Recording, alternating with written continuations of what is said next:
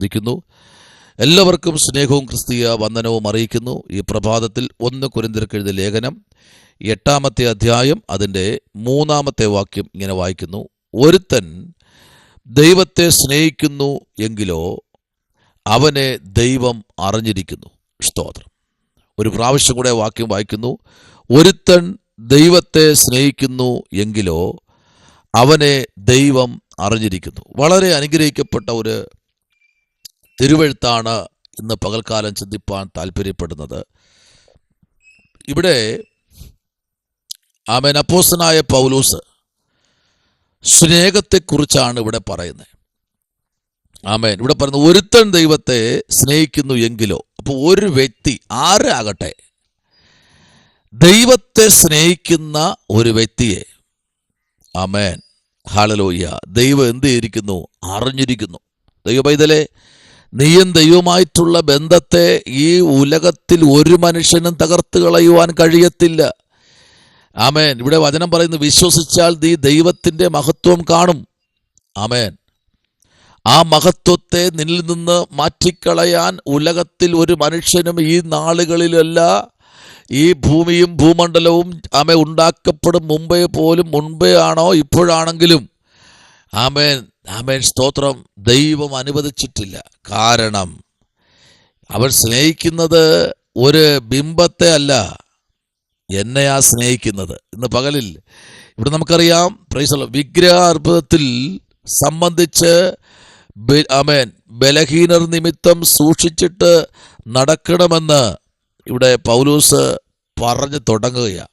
ഒന്ന്, വിഗ്രഹത്തിൽ നിന്ന് ഒരു കൂട്ടം ജനം മാറി നിൽക്കുമ്പോൾ, സ്തോത്രം, അവിടെ നിന്ന് പൗലോസ് പറയുകയാണ്, സ്തോത്രം, ഒന്ന്, നിങ്ങൾ ചെയ്യേണ്ടത് വിഗ്രഹാർപ്പിതം എന്ത് ചെയ്യരുത്? കഴിക്കരുത്. അതിൽ നിങ്ങൾക്ക് കാര്യമില്ല. സ്തോത്രം. വിഗ്രഹങ്ങളിൽ നിന്ന് പൂജിച്ചു കൊണ്ട് തരുന്നത് നിങ്ങൾ എന്ത് ചെയ്യരുത്? ഭക്ഷിക്കരുത്. എന്നാൽ ഇവിടെ വായിക്കുന്നത് വാക്യം ഇതാണ്, ഒരുത്തൻ ദൈവത്തെ സ്നേഹിക്കുന്നു എങ്കിലോ. ഹല്ലേലൂയ. അപ്പൊ ദൈവത്തെ സ്നേഹിക്കുന്ന ബുദ്ധിമാന്മാരുണ്ടോ എന്ന് കാണാൻ കർത്താവ് സ്വർഗത്തിൽ നിന്ന് ഭൂമിയിലേക്ക് എന്ത് ചെയ്യുന്നു? തൻ്റെ കണ്ണ് ഊടാടി സഞ്ചരിച്ചു കൊണ്ടിരിക്കുന്നു. Price the Lord. നമുക്കറിയാം, ഗലാത്യർക്ക് പൗലോസ് ലേഖനം എഴുതുമ്പോൾ 4-ാമത്തെ അധ്യായം 9-ാമത്തെ വാക്യവും പുറപ്പാട് പുസ്തകം 32-12 മുതൽ 17 വരെയുള്ള വാക്യങ്ങളൊക്കെ വായിക്കുമ്പോഴും അവിടെയും പ്രമാണങ്ങളിൽ പറയാൻ ഒന്നേ ഉള്ളൂ, ദൈവത്തെ സ്നേഹിക്കുന്ന ഒരു കൂട്ടത്തെ എക്കാലത്തും പിടിപ്പാൻ ദൈവം സർവശക്തനാണ്. ഇന്ന് പകലിൽ എന്നെ കേൾക്കുന്ന ആരെങ്കിലും ദൈവത്തെ സ്നേഹിച്ചിട്ട് പീഡയിൽ കൂടെ കടന്നു പോകുന്നു എങ്കിൽ, ഭവനത്തിനകത്തുനിന്ന് പീഡയാകാം, ഭവനത്തിന് പുറത്തു നിന്ന് പീഡകളാകാം, പ്രശ്നങ്ങളാകാം, പ്രതികൂലങ്ങളാകാം. പക്ഷെ ഒരു കാര്യം ചെയ്യണം കേട്ടോ, ചിന്തിക്കണം, നിങ്ങളെ അറിയുന്ന ഒരു ദൈവമുണ്ട്. ഉറപ്പായും നിങ്ങളുടെ കാര്യാദികൾ അറിയുന്ന ഒരു ദൈവത്തെയാണ് നിങ്ങൾ സ്നേഹിക്കുന്നത്. സ്തോത്രം. വചനം പറയുന്നു, കാണുന്നതൊക്കെയും താൽക്കാലികവും കാണാത്തതോ നിത്യം. Price the Lord. അപ്പോൾ ഈ ഭൂപരപ്പിൽ നീ കണ്ടുകൊണ്ടിരിക്കുന്ന സകലതും താൽക്കാലികമാണ്. അത് ഈ ഭൂമിയിൽ തകർന്ന് ഉടഞ്ഞു പോകും. പക്ഷേ നീ ഒരിക്കലും കാണാത്ത, ഒരിക്കലും നിനക്ക് കാണാൻ കഴിയാത്ത ദൈവത്തെ നീ സ്നേഹിക്കുന്നെങ്കിൽ അത് നിത്യമാണ്.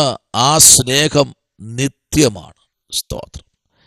മാനുഷികമായ സ്നേഹങ്ങളെല്ലാം തച്ചുടഞ്ഞുകൊണ്ടിരിക്കുമ്പോൾ, മാനുഷികമായ ബന്ധങ്ങളെല്ലാം തകർന്നുകൊണ്ടിരിക്കുമ്പോൾ, കാറ്റിൽ പറക്കുന്ന കരിയിലകൾ പോലെ സ്നേഹബന്ധങ്ങൾ തകർന്നുകൊണ്ടിരിക്കുമ്പോൾ, മാനുഷിക ബന്ധങ്ങൾ ഉടഞ്ഞുകൊണ്ടിരിക്കുമ്പോൾ, കൊടുങ്കാറ്റിൻ്റെ മുമ്പിലും ഈശാലമോലിൻ്റെ മുമ്പിലും ചുഴലിക്കാറ്റിൻ്റെ മുമ്പിലും അടിച്ചുയരുന്ന പൊടിക്കാറ്റ് പോലെ തകർന്നുകൊണ്ടിരിക്കുന്ന ഈ കാലഘട്ടങ്ങളിൽ പൗലോസ് ലീഗ വിളിച്ചു പറയുന്നു, ദൈവത്തെ സ്നേഹിക്കുന്നെങ്കിലോ അവൻ നിന്നെ അറിഞ്ഞിരിക്കുന്നു. Price the Lord. ഇതിനപ്പുറം വേറൊരു ദൂതില്ല ദൈവ പൈതലെ. നീ ദൈവത്തെ അറിഞ്ഞ ദൈവ പൈതലാണെങ്കിൽ വാസ്തവമായി വചനം പറയുന്നു, ആമേൻ, ദൈവം നിന്നെ അറിഞ്ഞിരിക്കുന്നു, നിന്റെ ആവശ്യങ്ങൾ അറിഞ്ഞിരിക്കുന്നു. ആമേൻ, ഹല്ലേലൂയ. രാവിലെ എണീറ്റിരുന്ന് ആമേൻ, ദൈവമേ എൻ്റെ ആവശ്യം ഇതാണ് എന്ന് പറയാൻ. ഹല്ലേലൂയ. യഹോവ നിന്റെ ആശ്രയമായിരിക്കും, അവൻ നിന്റെ കാൽ, ആമേൻ, പ്രൈസ് ദി ലോർഡ്, കുടുങ്ങാത്തവണ്ണം അവൻ കാക്കും. Price the Lord. അവൻ നിന്റെ കാലുകളെ എന്ത് ചെയ്യും?